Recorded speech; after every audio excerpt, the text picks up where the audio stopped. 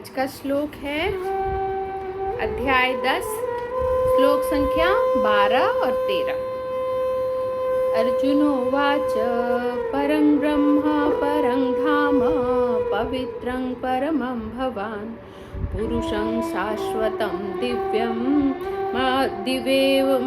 विभुं पुरुषं शाश्वतं दिव्यमादिदेवमजं विभुम् आहुस्त्वामृषयः सर्वे देवर्षि नारदस्तथा अशितो देवलो व्यास स्वयं चैव ब्रवीषि मे।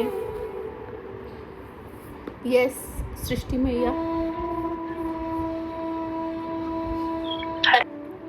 स्वामी अजम अजन्मा विभु सर्वोच्च आहु कहते हैं तो आपको ऋषि साधुगण सर्वे सभी देव ऋषि देवताओं के ऋषि नारद तथा भी असित देवल व्यास स्वयं चा भी अब निश्चय ही प्रविशि आप बता रहे हैं मैं मुझको।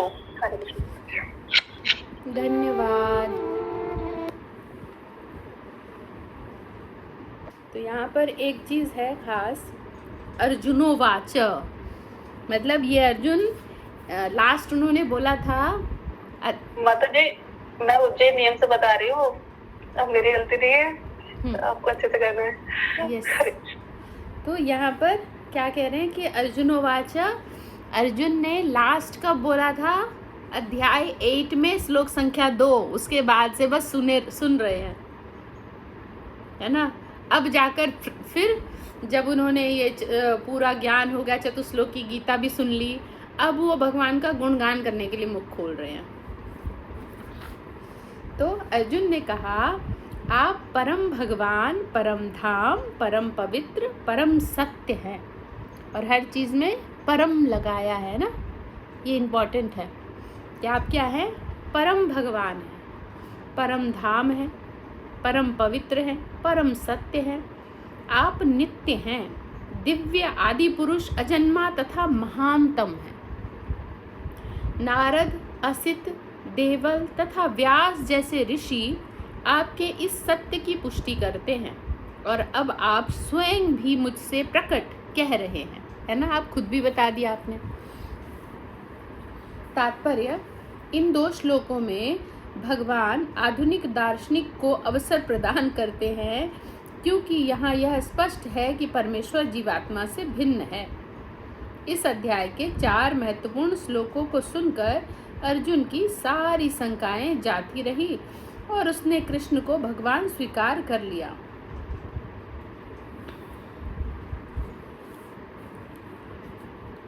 उसने तुरंत ही उद्घोष किया आप परम ब्रह्म हैं। इसके पूर्व कृष्ण कह चुके हैं कि वे प्रत्येक वस्तु तथा प्रत्येक प्राणी के आदि कारण हैं। प्रत्येक देवता तथा प्रत्येक मनुष्य उन पर आश्रित है। वे अज्ञानवश अपने को भगवान से परम स्वतंत्र मानते हैं। यहाँ पर ऊपर क्या लिखा है? पहला है कि भगवान यहाँ पर आधुनिक दार्शनिकवाद को थोड़ा अवसर प्रदान कर रहे हैं, है ना। उसी का आगे बता रहे हैं यहाँ पर कि प्रत्येक देवता तथा प्रत्येक मनुष्य उन पर आश्रित है। हाँ, वे अज्ञानवश अपने को भगवान से परम स्वतंत्र मानते हैं। सब आश्रित है उन पर, सब, लेकिन अज्ञानवश वे अपने आप को स्वतंत्र मानते हैं। ऐसा अज्ञान भक्ति करने से पूरी तरह मिट जाता है। अब ये किसके लिए कह रहे हैं? कि प्रत्येक देवता और मनुष्य आश्रित भगवान पर ही है, लेकिन वो अज्ञान है तो अपने आप को भगवान से अलग मानते हैं।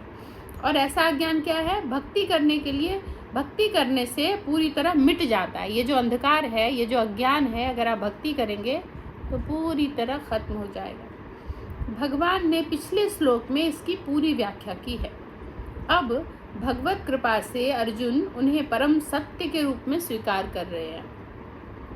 कृपा भगवान की है, ज्ञान भगवान ने दिया, दर्शन भगवान ने दिया, बताया, और साथ में हृदय में स्फुरित भी भगवान हुए। तो अब उनकी कृपा से क्या कह रहे हैं? भगवान अर्जुन सत्य स्वीकार कर रहे हैं, जो वैदिक आदेशों के सर्वथा अनुरूप ही है ना। जैसा वैदिक आदेशों ने कहा है वैसा ही है, अनुरूप ही है, ज्ञान में कुछ चेंजेस नहीं है।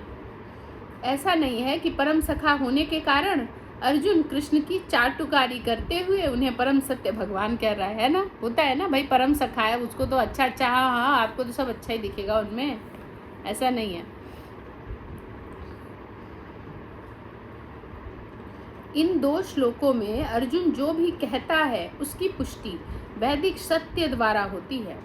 वैदिक आदेश उसकी पुष्टि करते हैं कि जो कोई परमेश्वर की भक्ति करता है वही उन्हें समझ सकता है ना। कोई अगर जब हम कुछ भी सत्य कह रहे हैं और उस सत्य के सामने कोई ऐसा व्यक्ति है जो मानता है, मतलब बहुत पावरफुल है और उसने भी हामी भर दी, वो अदालत में आ गया आपके साइड से बोलने के लिए, हाँ हाँ ये मेरे ही साथ थे या मैंने देखा था ऐसा हुआ था, तो उसका माना जाता है ना। और खासकर अगर वो व्यक्ति कोई बहुत जाना माना पावरफुल है, तो यहाँ पर वैदिक शास्त्र अनुरूप ही है। वैदिक शास्त्र भी कह रहे हैं, हामी भर रहे हैं कि आप सही है। वैदिक आदेश भी उनकी पुष्टि करते हैं कि जो कोई परमेश्वर की भक्ति करता है वही उन्हें समझ सकता है। बिना भक्ति के भगवान को समझना असंभव है, क्योंकि चाहे हम थोड़ी देर के हम कह ले भक्त है, अभक्त है, पावरफुल है या बिना पावरफुल, कोई भी व्यक्ति, भगवान को कोई है ही नहीं, कोई कहीं जन्मा नहीं ऐसा जो भगवान को समझ सके। तब भक्त इसलिए समझते हैं क्योंकि भक्त पर भगवान की असीम कृपा हो जाती है, राधा रानी की कृपा हो जाती है, तो भक्तों को फिर अलाव हो जाता है, एक्सेस मिल जाता है उनको। भगवान के वो जो सारा सेव कर रखा है उसका एक्सेस दे देते हैं कि अब तुम समझो इन चीज़ों को, है ना। महाराज कहते हैं ना कि हाँ, फिर उनके व्हाट्सएप पे सारा भगवान अपना PDF सब भेज देते हैं, एक्सेस भेज देते हैं कि अब वो खोलो और तुम देखो।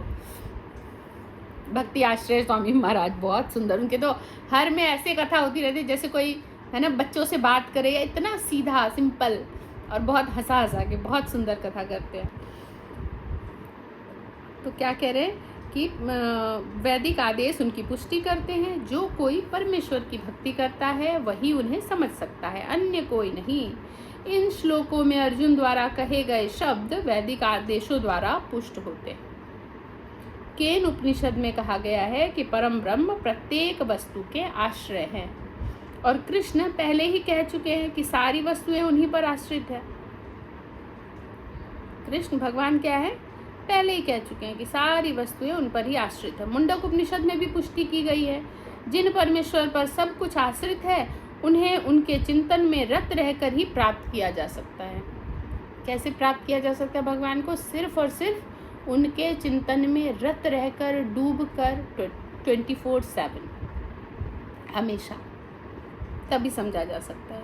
कृष्ण का यह निरंतर चिंतन स्मरण है जो भक्ति की नव विधियों में से है। नवदा भक्ति, भक्ति के द्वारा ही मनुष्य कृष्ण की स्थिति को समझ सकता है और इस भौतिक देह से छुटकारा पा सकता है। वेदों में परमेश्वर को परम पवित्र माना गया है। वेदों में परमेश्वर को परम पवित्र नहीं कह रहे हैं, परम पवित्र मतलब उनसे ज़्यादा पवित्र और कोई है ही नहीं, पृथ्वी कहीं भी हो भी नहीं सकता, परम पवित्र। और भौतिक देह से छुटकारा पा सकता है। भक्ति के द्वारा मनुष्य कृष्ण की स्थिति, यहाँ हाँ क्षमा कीजिए मैं नेक्स्ट लाइन में थी, नेक्स्ट पैराग्राफ। वेद में परमेश्वर को परम पवित्र माना गया है। जो व्यक्ति कृष्ण को परम पवित्र मानता है वह समस्त पाप कर्मों से शुद्ध हो जाता है। अब खुद ही इस बात को ना यहाँ पर ऐसा लग रहा है भगवान ना एक ही चीज़ 2 बार कह रहे हैं। अब इसमें कोई ज्ञानी व्यक्ति होगा तो फिर इस लाइन से भी कंफ्यूज होगा। क्या कह रहे हैं? जो व्यक्ति कृष्ण को परम पवित्र मानता है वह समस्त पाप कर्मों से शुद्ध हो जाता है। ठीक है, ये सत्य है। अब दूसरा लाइन सेम, जब हमने कथा सुनी थी कि गोपियों को कहा गया था कि सबसे बड़े ब्रह्मचारी कौन है, भगवान है, तो गोपियाँ ठाका लगा कर हंस रही थी, आप और ब्रह्मचारी। और उनके गुरु ने भी जब बोला कि मैं ध्रुवा घास पर जीवित रहता हूँ और सारा भोजन चट कर गया, तो क्या कह रही थी? जैसा गुरु वैसा चेला। ये गोपियाँ कह रही थी जो भगवान को परम प्रिय हैं।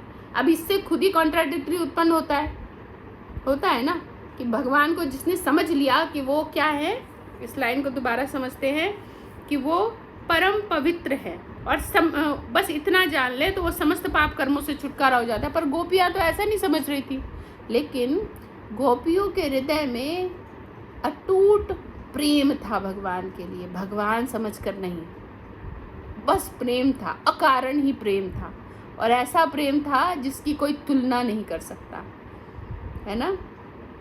तो माँ, जैसे हमारी मीना माता जी है, माँ है ना, और अपने बच्चे की, क्या माँ अपने बच्चे को कम प्रेम करती है? सबसे ज़्यादा प्रेम करती है, पर अपने बच्चे की बुराई की बात हो तो सबसे आगे रहेंगी, है ना। ऐसा है। तो वो क्या था, वो क्या सच होता है? नहीं, वो माँ का हृदय है, माँ का प्रेम है। तो ऐसे ही वहाँ गोपियाँ प्रेम बस वो हंसती है भगवान पर, हैं बहुत बड़े आ गए ब्रह्मचारी आ गए, क्योंकि वो तो देखती है आप इतने सारे गोपियों से रास कर रहे हो और ब्रह्मचारी हो, लेकिन असलियत में भगवान का हृदय कैसा है? ब्रह्मचर्य। तभी तो रास्ता दे दिया उनको, है ना, यमुना जी ने तुरंत रास्ता दे दिया। लेकिन वो जो कुछ भी कर रहे हैं वो गोपियों को यानी अपने भक्तों को आनंद प्रदान करने के लिए कर रहे हैं।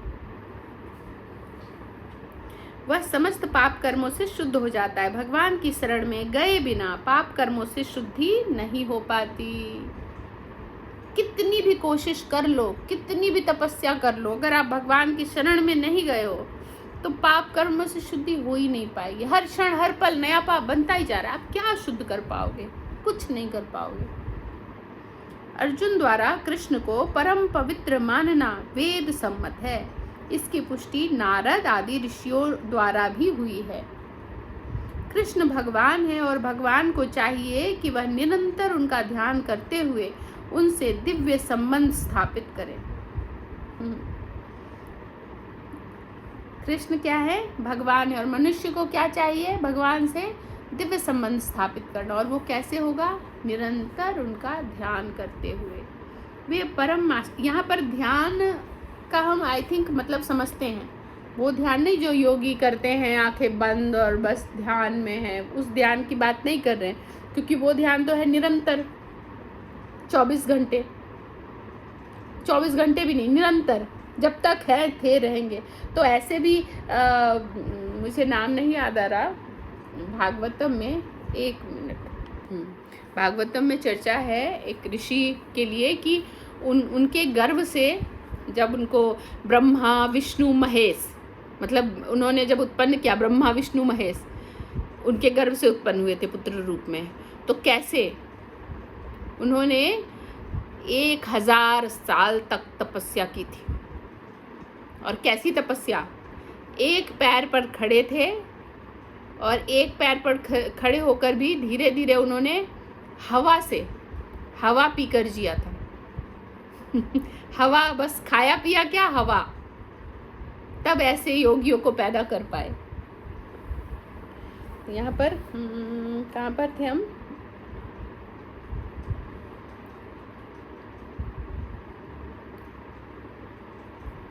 वे समस्त शारीरिक आवश्यकताओं को, यहीं पर थे ना, लास्ट पैराग्राफ था ना, कृष्ण भगवान है और मनुष्य। इस पेज पर लास्ट पैराग्राफ को फर्स्ट लाइन समझते जी। अच्छा, कृष्ण भगवान है और मनुष्य को चाहिए कि वह निरंतर उनका ध्यान करते हुए उनसे दिव्य संबंध स्थापित करे। वे परम अस्तित्व हैं। वे समस्त शारीरिक आवश्यकताओं तथा जन्म मरण से मुक्त हैं। इनकी पुष्टि अर्जुन ही नहीं अपितु सारे वेद पुराण इतिहास ग्रंथ करते हैं। सारे वैदिक साहित्य में कृष्ण का ऐसा वर्णन मिलता है और भगवान स्वयं भी कहते हैं 4थे अध्याय में, यद्यपि मैं अजन्मा हूँ, ये श्लोक कौन सा याद करो, यद्यपि मैं अजन्मा हूँ किंतु धर्म की स्थापना के लिए इस पृथ्वी पर प्रकट होता हूँ। यह है 4.6 वो अध्याय 4 का 6ठा श्लोक है। अजो अपि संयव्यात्मा, अर्थात मैं क्या हूँ? अजन्मा हूँ किंतु धर्म की स्थापना के लिए इस पृथ्वी पर प्रकट होता हूँ।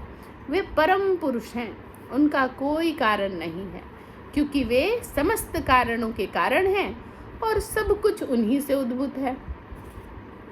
ये समझना है कि वे कौन है? परम पुरुष है, उनका कोई कारण नहीं, अर्थात कि कोई ऐसा व्यक्ति नहीं, कोई ऐसा कारण नहीं, इस वजह से भगवान ने यहाँ पर ऐसे जन्म लिया और भगवान बड़े हुए, उनका कोई कारण नहीं, उनके ऊपर कोई है ही नहीं, उनका माता पिता पितामह कुछ भी, कोई भी नहीं है।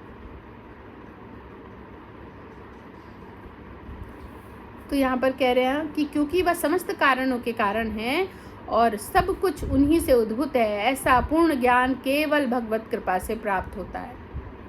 यहाँ पर अर्जुन कृष्ण की कृपा से ही अपने विचार व्यक्त करता है। यदि हम भगवत गीता को समझना चाहते हैं तो हमें इन दोनों श्लोकों के कथनों को स्वीकार करना होगा, है ना। ये दोनों श्लोक जो है, इसमें जो कहा गया, स्वीकार करेंगे तभी भगवत गीता समझ पाएंगे। मन में डाउट चलेगा, हम कभी भगवत गीता नहीं समझ सकते। यह परंपरा प्रणाली कहलाता है, अर्थात गुरु परंपरा को मानना। परंपरा प्रणाली के बिना भगवत गीता को नहीं समझा जा सकता। हम बिना गुरु के नहीं समझ सकते भगवत गीता को। तो ये जो परंपरा प्रणाली है, इसको मानना ही पड़ेगा हमें। यहाँ हम कथा सुनते हैं, फिर धीरे धीरे हमें और अपने आप को अपग्रेड करना पड़ेगा कि हम सीखें और किस तरह से हम गुरु की शरण में जाएं, है ना।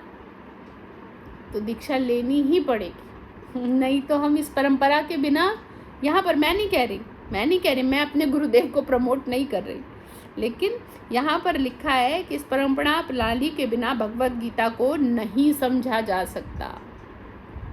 यह तथाकथित विद्यालयी शिक्षा द्वारा संभव नहीं है। दुर्भाग्यवश जिन्हें अपनी उच्च शिक्षा का घमंड है, वे वैदिक साहित्य के इतने प्रमाणों के होते हुए भी अपने इस दुराग्रह पर अड़े रहते हैं कि कृष्ण एक सामान्य व्यक्ति है। दुराग्रह क्या वर्ड यूज किया है प्रभुपाद ने, कि वो अपने दुराग्रह पर अड़े रहते हैं कि कृष्ण सामान्य व्यक्ति है ना। कहते हैं ना, अरे हम साइंस लोग हैं, हम ये सब नहीं मानते। मतलब अपने आप को जबरदस्ती का एक कैटेगरी बनाकर खड़े हो गए कि हम साइंस से और हम ये नहीं मानते। अरे सारी साइंस ही, भगवत गीता साइंस पर ही है। अब साइंस ज़्यादा, लेकिन वही है जो आधे अधूरे में है, वो जो घुस के इसमें देखते हैं इस लाइन में भी कि इसमें क्या है। एक साइंटिस्ट ही इसमें घुस कर देखेगा तो वो पक्का भक्त बन जाता है, क्योंकि उसको इतनी देर लगता है मैं तो सब थ्योरी में था, प्रैक्टिकल तो इधर है ये भी साइंस। उसको समझ में आएगा ना, क्योंकि उसने उस लेवल पर पढ़ाई की है, उसको समझ में आता है। हमारे द्वारका में है ना, हमारे साइंटिस्ट ही तो है, इतना सारा उन्होंने कोई नाम किसको पता है? बोलो सुभद्रा मैया, किसने अनम्यूट किया? अलका माता जी बोलो। विश्वकर्मा द्वारका जी का जो निर्माण करा था, नहीं, ये प्रश्न ये नहीं है। मैंने प्रश्न है अपने द्वारका टेम्पल में जो है वो कौन है जो साइंटिस्ट हैं और बहुत अच्छी भक्ति कर रहे हैं? पीयूष गोयल माता जी। वो साइंटिस्ट है, वो तो बिजनेसमैन है। यंगेस्ट साइंटिस्ट का अवार्ड मिला हुआ है अपने द्वारका मंदिर में। उनके अंदर हाँ मिला तो हुआ है। मैंने बहुत बार नाम भी लिया है क्लास में। हाँ नाम लिया है। हरे कृष्णा माता जी। यस मैया। माता जी आमला कृष्ण प्रभु। यस, अमल कृष्ण प्रभु। हरि बोल। आमला नहीं, अमल कृष्ण प्रभु। धन्यवाद। अभी भी पीछे भी आया था उनका। धन्यवाद चालू मैया। तो अब देखो, ये बड़े बड़े साइंटिस्ट भी इसमें घुस रहे हैं। क्यों? उन्होंने जब ये मार्ग देखा कि हम तो कहाँ थे, थ्योरी में थे, प्रैक्टिकल यहाँ पर है। तो अब सोचो, हम अज्ञानी इसी बात से मान ले कि अच्छा वो साइंटिस्ट होकर भी कर रहे हैं, हम इतना ही मान ले पहले। लेकिन हाँ, मैंने शुरू में, ये सच है कि मैंने यही सोचकर, मुझे समझ आने लगा, प्रश्न पूछा थोड़ा थोड़ा, और ये देखकर कि इतने बड़े बड़े लोग इसमें हैं, तो ये तो हमारी तरह बिना मतलब के हाँ नहीं कर देंगे, है ना। ये तो बहुत सारे क्वेश्चन समझेंगे, देखेंगे, ऐसे ही किया। लेकिन जैसे जैसे आगे बढ़ते गए, पढ़ते गए, तो तथ्य जो सुना था वो सब सत्य दिखता गया। तो बहुत ज़रूरी है, जब तक हम भगवान को समझेंगे नहीं, उनसे प्रेम नहीं kरेंगे, हम भक्ति नहीं कर सकते। और जब तक भक्ति नहीं कर सकते, तब तक इस जन्म मृत्यु जरा व्याधि इसमें फंसे रहेंगे। किसी का कोई प्रश्न है?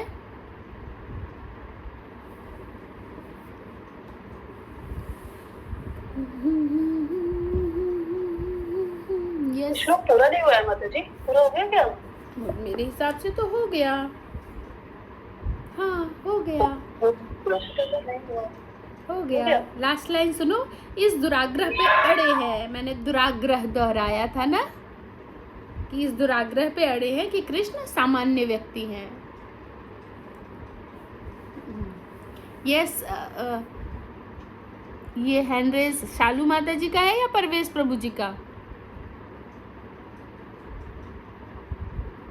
माता जी मेरे उससे ज्वाइन नहीं हो रहा था, तो आज इनके से कर लिया। अच्छा, तो वो मुझे लग रहा है प्रभु जी क्लास सुन रहे हैं। जी, प्रश्न है आपका?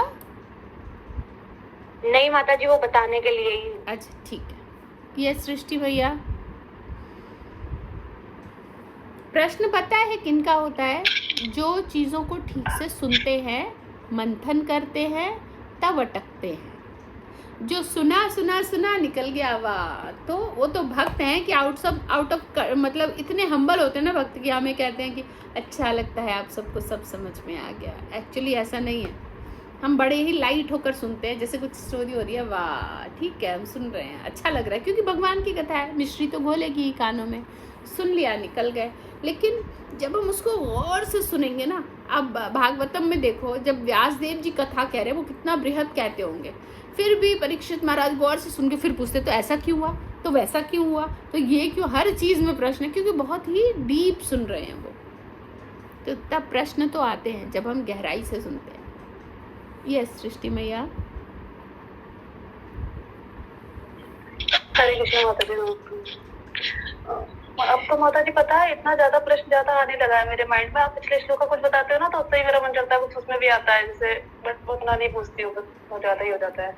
उसमें क्या करो, फास्ट कम्युनिकेट करो, फास्ट आंसर देंगे, निकल जाएंगे। बहुत बड़ी लाइन बोलने की जरूरत नहीं है, शॉर्ट में, इन शॉर्ट। ठीक है माता जी। फिर उत्तर में से भी कुछ प्रश्न आ जाता है, ये हो जाता है ना, शॉर्ट में कोशिश माता जी। करो, जैसे समझ आपने में ये आए। बताया, जी ठीक है मैं कोशिश करती हूँ।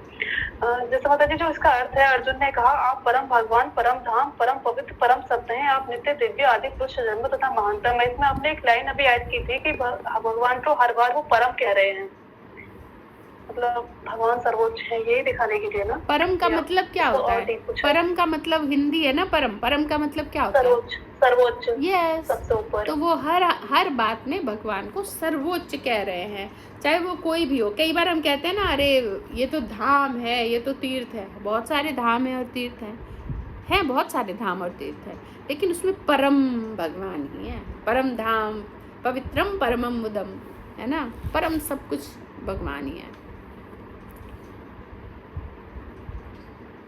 यस,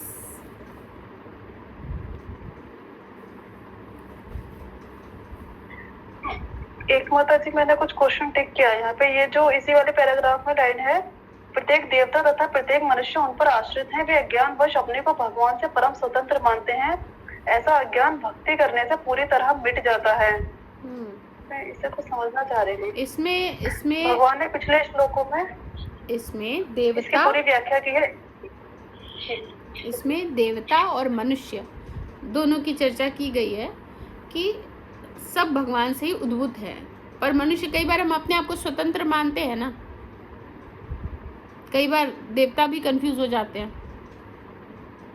इसीलिए ऐसा नहीं है कि देवता मतलब हमें देवता बन जाएंगे। देवता मतलब बहुत हमसे अपग्रेडेड ज़रूर हैं, लेकिन भक्त नहीं कह सकते हम, क्योंकि एक भक्त सीधा भगवत धाम जाता है, वो अटकता नहीं बीच में छन्नी में स्वर्ग में जाके, है ना, ऐसे नहीं अटकता। क्योंकि वो यहाँ पर कह रहे हैं कि मनुष्य और देवता कई बार अपनी बुद्धि कम होने के कारण, मति विभ्रम होने के कारण वो समझते हैं कि हम अलग हैं, हमारा अपना स्वतंत्र अस्तित्व है, हम भगवान से अलग हैं, पर ऐसा कुछ भी नहीं है। और भी कोई क्वेश्चन है? ठीक है। यस मीना। एक माता जी इसमें है, बस एक मैं बाद में पूछ लूं? पूछिए कंटिन्यू फटाफट। ये वाली लाइन है, अब भगवत कृपा से अर्जुन उन्हें परम सत्य रूप में स्वीकार कर रहा है, जो वैदिक आदेशों के सर्वथा अनुरूप है। वैदिक आदेशों का सर्वथा अनुरूप मतलब यही बताया गया है ना कि समस्त वैदिक आदेशों में भगवान को परम कहा गया है, इसी बात को कहा गया है ना। यस, ठीक है। एक और चीज माता जी मुझे बताइएगा, आप हमेशा कहते हो 24/7 भगवान को याद करना, चिंतन भगवान का, ये जो आया भगवान का निरंतर चिंतन स्मरणम है, जो भक्ति की नवदा विधियों में से है। 24/7 माता जी कैसे रहेगा? ये मतलब तो किसी आ जाती है ना, क्या होती है? लास्ट लाइन क्या बताया? मतलब और चीजें थोड़ा थोड़ा कभी कभी आती रहती है ना। नहीं आती, वही तो अभी आ रही है, क्योंकि अभी हम भौतिक हैं। जब हम आध्यात्मिक होंगे तो कभी भी कोई और चीज आएगी ही नहीं, इसकी ही प्रैक्टिस करनी है ना। हर क्षण हर पल कोई का, आप कैसे देखो, अगर आपके पास ऐसा मौका तो नहीं मिला कि मैंने कुछ दिया हो, पर मान लो कि कुछ भी ऐसी चीज मैंने गिफ्ट दी होती, तो आप वो देखते तो आपने दिया था मुझे माता जी, पानी का बोतल दिया था, मैंने संभाल के रखा था बहुत दिन तक। जो भी तो तो आप उसको देखते थे तो मेरी याद आती थी, ठीक है। अब एक बस मैंने आपको एक बॉटल दी तो आपको वो याद आया, ठीक। लेकिन आप किधर भी नजर दौड़ा लो, कोई ऐसी चीज है जो भगवान ने ना दी हो। जब हम रिलेट करेंगे तब समझ में आएगा, चाहे वो अपना परिवार, बच्चे, मनुष्य, घर, खिड़की, चादर, पर्दे, ऐसी कुछ भी देख लो, आप कुछ भी देख लो, हर चीज में कनेक्टेड है भगवान। अभी हमें ज्ञान नहीं है उसका, इसीलिए हम वो समझ नहीं पाते। जब हमें ज्ञान हो जाएगा कि हाँ कैसे और क्या, हर क्षण हर पल हमें बस वही दिखेंगे और कोई दिखेगा ही नहीं। जब सामने वाला व्यक्ति हमारा सम्मान कर रहा होता है, हम सम्मान से फूल जाते हैं, हमें नहीं दिखता कि वो सम्मान मेरा नहीं हो रहा, मेरे अंदर जो भगवान बैठे हैं उनका कर रहे हैं वो, या सामने वाला अपनी गुणवत्ता से मेरा सम्मान कर रहा है, क्योंकि उनके अंदर भी भगवान है, तो सामने वाले की गुणवत्ता बहुत अच्छी है। लेकिन वहीं पर अगर उसने कहीं हमारी बुराई कर दी, फिर हम पूरी तरह मान के बैठते हैं कि इस व्यक्ति ने हमारी बुराई करी। हम ये नहीं समझते कि सामने वाले के हृदय में जो भगवान है वो कुछ कहना चाह रहे हैं हमसे, वो रेसिप्रोकेट करना चाह रहे हैं, कुछ तो बताना चाह रहे हैं, है ना। हमें तब बुराई भी अच्छी लगी कि हम सुनेंगे, अरे वाह भगवान कह रहे हैं। होता है ना, जब गुरु अगर गुरु से प्रेम हो तो, नॉट ऑल द टाइम, पर अगर गुरु से प्रेम हो और गुरु डांट रहा हो, बड़ा आनंद आता है। हम कई बार भूल जाते हैं कि वो डांट किस लिए रहा है, हमें बस आनंद आ रहा होता, कुछ तो कह रहे हैं, बाद में समझेंगे कहा क्या। तो कई बार इतना आनंद आता है कि मेरा नाम तो ले लिया कम से कम, तो बड़ा आनंद आता है। तो ऐसे ही अगर हमें भगवान से प्रेम हो तो हमें चाहे कोई क्रोध करे, कोई प्रेम करे, कोई मारे पीटे, कुछ भी करे। जड़ भरत की कथा है ना, कहते हैं ना, छाछ का जला, दूध का जला, छाछ भी फूक फूक कर पीता है। वो थे जड़ भरत महाराज की, सारा साम्राज्य छोड़ दिया कि मुझे वैराग्य लेने के लिए कि कोई आसक्ति ना हो, और हिरण से आसक्त हो गए। अरे अब वो डर गए हैं कि, वो कहते हैं ना, दूध से भी जल गए, तो अब छाछ भी फूक फूक पर पी रहे हैं कि इस जन्म में अब वो, उनकी सौतेली माँ उनको जूठन खिला रही है, बासी खिला रही है, मार रही है, गंदी बातें कर रही है ना, स्कूल में टीचर डांट रहे, पिता सब कोई उनका तिरस्कार कर रहा है। अरे ये तो जड़ है, जड़ नाम ही पड़ गया था, जड़ भरत, है ना। लेकिन उन्होंने कभी तिरस्कार नहीं किया, सब सहते गए, क्योंकि उनको अंदर से पता था कि अब की बार नहीं फंसूंगा मैं, कुछ भी कह लो। वो अंदर से बस कृष्णाइज थे, ठीक है। इसमें माता जी बस एक सिचुएशन है कि अगर सामने वाले को शास्त्र का कोई ज्ञान नहीं है, वो ऐसे अज्ञानी है, तब वो कुछ भी बोल रहा है, तो उसको ठीक मान सकते हैं। हाँ। कई बार मैं देखती हूँ नहीं, क्योंकि भगवान की मर्जी के बगैर पत्ता भी नहीं हिलता। तो सामने वाले को अगर अज्ञान है, या शब्दों का चयन करना नहीं आता, या कुछ भी है, कुछ भी, तो वो सामने वाला नहीं कह रहा। एक भक्त हमेशा हर चीज को प्रसाद रूप में ग्रहण करता है। जब सहन, ऐसी छोटी मोटी सहन और भगवत धाम, तुम तो पृथ्वी में रहने के लायक नहीं हो, यही कहेंगे भगवान हमें, हमारी जैसी बुद्धि है ना। हमें तो भगवत धाम चाहिए, तो अपने आप को अपग्रेड करना सीखो सबसे पहले, ठीक है। ठीक है माता जी, इसी को चरणाव्रत भी कहते हैं। मेरे मन में कुछ आ रहा है, लेकिन आप क्वेश्चन ले लीजिए। यस मीना माता जी।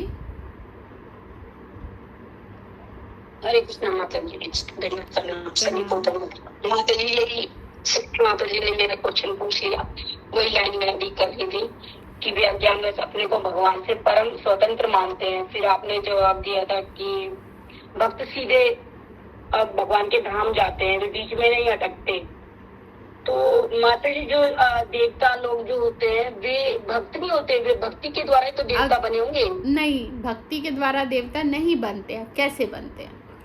आप यहाँ पर जो भी हैं, जितने धर्म कार्य करते हैं ना, अच्छे कार्य, अच्छे वाले धर्म के कार्य करते हैं, वो भी सारे अच्छे कार्य करते हैं।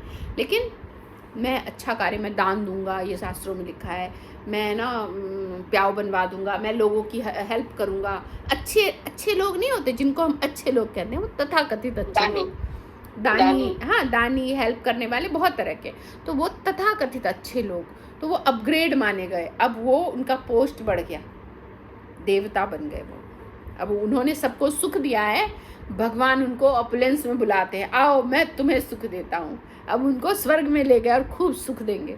और माता जी वो भक्ति के द्वारा नहीं बनते ऐसे? नहीं, भक्ति के द्वारा देवी देवता नहीं बनते।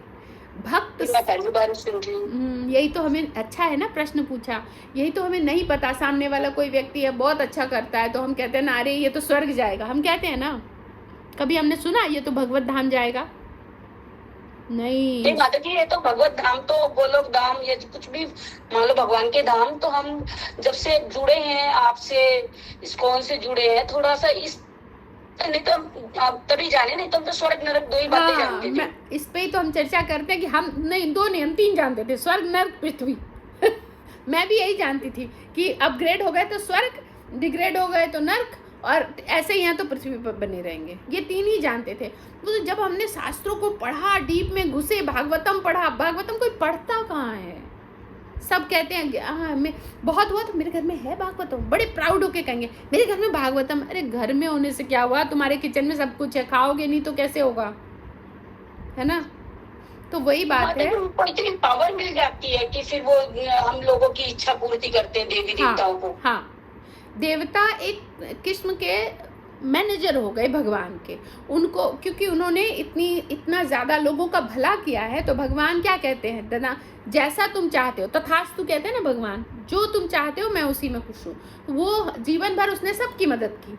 तो भगवान माता जी, सॉरी माता जी, मैं कैसे मान लूं कि आप जो कह रहे वही सत्य है? हाँ, पहले इसको पूरा कर ले, फिर ये भी पूछिएगा कि भगवान क्या करते हैं कि जो हमने ये सुना है ना कि मृत्यु के वक्त, जिस क्षण में, वो मृत्यु के क्षण में जैसी इंसान की कॉन्शियसनेस होती है और पूरा जन्म उसने जैसा किया है, मिला जुला शरीर मिलता है, ठीक, ये पक्का है। अब एक अच्छा व्यक्ति जो बहुत ही पुण्यात्मा है, बहुत ही उसने बहुत धर्म किया है, वो व्यक्ति सारा जीवन उसने सबकी मदद की, सबको दिया, हर तरह से बड़ा अच्छा है, तो उसको क्या कॉन्शियसनेस है, उसको हेल्प करने की। तो भगवान उसको मुक्त हाथों से देते हैं, चलो तुम देवता बन जाओ, तुम्हारे पास ये सेवा है, तुम्हारे पास ये, तुम दो, जो तुमसे मांगे तुम दो। ये बन गए देवी देवता। लेकिन भक्त का डिफरेंस क्या है? भक्त जो भी अच्छे कार्य करता है तो वो अच्छे कार्य नहीं करता, दान, मतलब ऐसा नहीं करता दान पुण्य। कहते हो मतलब दान पुण्य नहीं करता भक्त, सो सबसे यहीं पर आप लोग देख लो कितना दान करते हो, भक्त तो कितना दान कर रहा है। तो भक्त दान अपने लिए कभी नहीं करता, भक्त करता है अच्छा या दान करना चाहिए, भगवान इससे खुश होंगे, या गाय को हम दान देते हैं, क्यों देते हैं? भगवान ने कहा, भगवान को प्रिय है गाय, इसलिए गाय के लिए हम हेल्प करेंगे। या फिर मंदिर, भगवान को यहाँ मंदिर है ना, तो यहाँ पर भगवान आएंगे, फिर सेवा होगी, वो भगवान के लिए। और ये धन किसका है? मेरे पास जो है भगवान का, मेरा धन तो है नहीं, तो मेरे अंदर अहंकार नहीं आएगा। धर्मात्मा लोगों का कथन कुछ ऐसे बताया जाता है, कई बार वो जो भी देते हैं ना धन, उससे बड़े आसक्त रहते हैं। मैंने दिया, अगर आपको मान लो कि आपने अपने नजफगढ़ में कोई एक मंदिर बनाई है ना, जैसे मान लो जैनियों का मंदिर है या अपना राम मंदिर है, कोई एक मंदिर बनाई, उस मंदिर को बनाने के लिए किसी ने 10 करोड़ का चेक साइन कर दिया, आप बनाओ मंदिर। अब आपने मंदिर बना लिया और अपना काम चालू कर दिया, उस व्यक्ति से को आपने बुलाकर सम्मान नहीं दिया, देख लो फिर क्या होता है। उसको आपको बुलाना पड़ेगा सबके बीच में, इन्होंने मंदिर के लिए दान दिया, अरे बोल, सब तालियां बजाइए, उनको माला पहनाई जाएगी, जब कभी कुछ होगा उनको बेस्ट सीट ऑफर किया जाएगा, मतलब सम्मान देते रहो, है ना, सही है। और वो ये कार्य करते हैं, अच्छा कार्य करते हैं, बदले में उनको सम्मान चाहिए, तो ये जाएंगे देवता बनकर, मतलब अच्छा कार्य, मैं थोड़ा बहुत नहीं पर जो बहुत करें वो देवता बन जाते हैं। लेकिन एक भक्त को ये कभी नहीं चाहिए, वो नींव की ईंट बनना चाहता है, चुपचाप नीचे से कार्य करेगा, क्योंकि हमने वो सुना है ना, रहमान नहीं, एक है ना कि लोग भरम हम पे करें ताते नीचे नैन, क्या है उसका पहला लाइन, एक दो बार आप लोगों ने और मदद की थी मेरी। रहीमन धागा प्रेम का।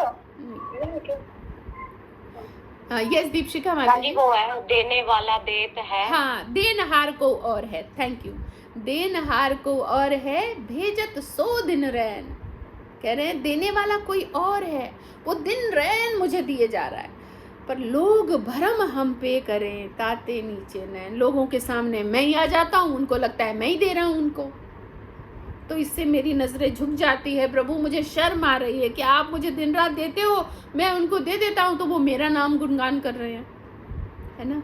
ये भक्त की स्थिति होती है कि उसको अगर कोई थैंक यू भी कहे ना, उसको शर्म आती है, अगर नहीं आ रही ना, अच्छा लग रहा तो समझो अभी भक्त में दूरी है, अभी तो मजा आ रहा है मुझे तो कोई थैंक यू कहे, अच्छा थैंक यू, थोड़ा ऐसे क्लियर होगा जब हम गौर से सुनेंगे, और रोज कुछ ना कुछ उस पर चर्चा होती है, तो कुछ और अटका होगा, वो एक दिन जाएगा, वो एक दिन जाएगा, वो एक दिन जाएगा। भगवान की कथा है, इतनी जल्दी नहीं। स्वर्ग कुछ नहीं है भक्तों के सामने, कुछ भी नहीं। अब सोचो, स्वर्ग ऑपुलेंस हम जानते हैं, बहुत ऐश्वर्य वहाँ, भगवान के मैनेजर के घर में इतना ऐश्वर्य है, भगवान के घर में कैसा होगा सीधी बात है। और वहां पर जाएगा कौन? चुनिंदा लोग। कौन चुनिंदा? जो भक्त हैं, जो वहां जाके कोई उत्पात ना मचाएं, जो भक्त हैं, जो प्रेमी हैं, जो सब प्रेम करने वाले हैं, जिनका हृदय शुद्धतम हो चुका है, सारी नवदा भक्ति करके, गुरु की शरणागति करके वो शुद्ध से भी शुद्धतर हो गए हैं। देवता उनका संग करना चाहते हैं भक्तों का। ये मैं नहीं कह रही, भागवतम में लिखा है। उसको भक्तों का यहाँ रहते रहते देवता वाले गुण उत्पन्न होने शुरू हो जाते हैं। इतना हल्का नहीं है भक्त, ये तो भक्त है जी, ये भक्त है बस हरे कृष्णा भक्त हो गए, नहीं। हृदय में जब तक कुछ नहीं आएगा भक्त नहीं है। हम सब तो बस कोशिश कर रहे हैं, बहुत मुश्किल चीज़ है, लेकिन बस एक ही खुशी देती है मुझे कि इसमें हम फेल नहीं होंगे। क्यों? क्योंकि आपने चाहे 10 रुपए कमाए, 10 करोड़ कमाए, आपके वो धरे रहेंगे, चाहे जिस जन्म में हो अवसर मिले फिर वहाँ से आगे बढ़ेंगे, मतलब फेल नहीं होंगे। यही नियम ना बहुत सारी चीज़ों में मैंने देखा, हमारे स्कॉन में भक्ति शास्त्री करते हैं ना, उसमें भी मैंने देखा फेल नहीं करते वो। आपने नहीं लिखा उत्तर, सही नहीं लिख पाए, भेज देंगे कॉपी में मार्क देके कि ये फेल है, लेकिन फेल नहीं है। फेल है आप दोबारा करो, तिबारा करो, 4 बार करो, 5 बार करो, तब तक कराएंगे जब तक आप सही से नहीं कर लेते, क्योंकि उनका लक्ष्य क्या है? भक्त बनाना, पीछे छोड़ना नहीं। ठीक है। और प्रश्न है सुभद्रा भैया, प्रश्न है? मीनू माता जी। हरे कृष्ण माता जी, प्रणाम। माता जी, श्लोका से रिलेटेड तो नहीं है, लेकिन प्रश्न है जी। रिकॉर्डिंग बंद है माता जी? नहीं, अच्छा प्रश्न था, रिकॉर्डिंग मैंने ऑन कर दिया।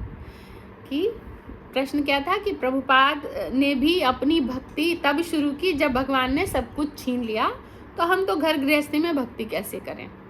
बहुत सुंदर और बहुत वैल्यूएबल प्रश्न है।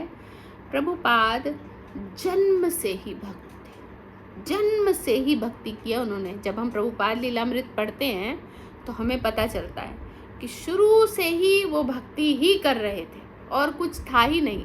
चाहे वो ये भी साथ में दिखा रहे किस तरह भौतिक और आध्यात्मिकता को बैलेंस किया जाए। उन्होंने पढ़ाई लिखाई छोड़कर साधु बाबा नहीं बन गए, उन्होंने प्रचार किया। तो प्रचार भी किया। आप शुरू से ही देखो कि जब प्रभुपाद का विवाह हो रहा था तो जो पत्नी थी वो उनकी पसंद की नहीं थी, है ना। तो उनको कोई और, किसी और को वो कह रहे थे कि इनसे नहीं करूँगा कोई और। तो उनके पिता ने एक शब्द कहा कि अगर पत्नी पसंद की ना हो तो और अच्छी भक्ति होती है। दोहराया नहीं प्रभुपाद ने कोई और बात, समझ गए, क्योंकि पत्नी पसंद की हो तो हम आसक्त हो जाते हैं। पत्नी अगर मन की ना हो तो भक्ति बहुत अच्छे से होगी। एक भक्त ही ऐसा कर सकता है, तुरंत अंडरस्टैंड कर गए। फिर आगे भी जब प्रभुपाद का वो जो आग लग गई फैक्ट्री में, प्रभुपाद उस समय भी आसक्त नहीं थे। उनको झेलना पड़ रहा था कि हम यहाँ से पैसे निकालेंगे और बुक, हमने तो पढ़ा है प्रभुपाद लीलामृत कि हम किस किस तरह से वो हर एक चीज़ से पैसे निकाल कर चाहते थे कि इससे मैं भागवतम की और रचना करूँ, ताकि लोगों तक जाए, गीता की रचना करूँ, मतलब बुक पब्लिश करूँ। इसी कोशिश में थे, लेकिन वो फेल हो रहे थे। बहुत मेहनत की उन्होंने, हो नहीं पा रहा था उनसे। जब उनकी फैक्ट्री में आग लगी तो उनको क्या लगा, भगवान ने ये भी छुड़ा दिया, अब अच्छे से फुल फ्लेज में भक्ति करूँगा। शरणागति शुरू से थी, और शुरू से उनसे, फैक्ट्री तो बाद में था, घर बार पहले ही छोड़ दिया था उन्होंने, वो भी लेकिन ये नहीं देखते हुए कि घर बार छोड़ना है। पत्नी से पूछा कि तुम चाय पीना छोड़ दो, टी और मी, हम सब जानते हैं। तो पत्नी ने चाय पीना शुरू कर दिया। तो पहले ही प्रभुपाद ने कहा था टी और मी, पत्नी ने टी चुन लिया, प्रभुपाद को मौका मिल गया, चले गए। तो शुरू से, बचपन से उनमें भक्ति थी। रथ यात्रा प्रभुपाद करते थे शुरू से ही, छोटे छोटे बच्चों, उनको कुछ नहीं पता था, फिर भी इकट्ठा करके खुद ही जोड़कर खुद ही रथ यात्रा करते थे। तो ऐसा शुरू से है भक्ति तो उनके जीवन में। लोगों के सामने तब आए जब, ये भी, इसमें भी ना हमें समझना चाहिए कि हम इंडिया वालों का ही दोष है, जो प्रभुपाद तक ने प्रूफ कर दिया कि जो हमारी चीज़ हमें ही प्रभुपाद दे रहे हैं, हमें, हम भरे हुए, हमें पता ही नहीं, हम नहीं ले रहे हैं। फिर उन्होंने सोचा, विदेश चले गए कि यहाँ के लोगों को विदेशी चीज़ें पसंद आती हैं। विदेश चले गए, वहाँ से प्रचार किया। अब देखो लोग इस्कॉन संस्था में जुड़ना चाहते हैं, विदेशी संस्था है अपनी है ये। ठीक है, प्रश्न का उत्तर मिला कि कुछ रह गया? धन्यवाद माता जी, मिल गया माता। ठीक है, दीपशिका माता जी कोई प्रश्न है? हरे कृष्णा माता जी प्रश्न ये की करी थी आपने, जो ये श्लोका जो करवाया था उसकी जो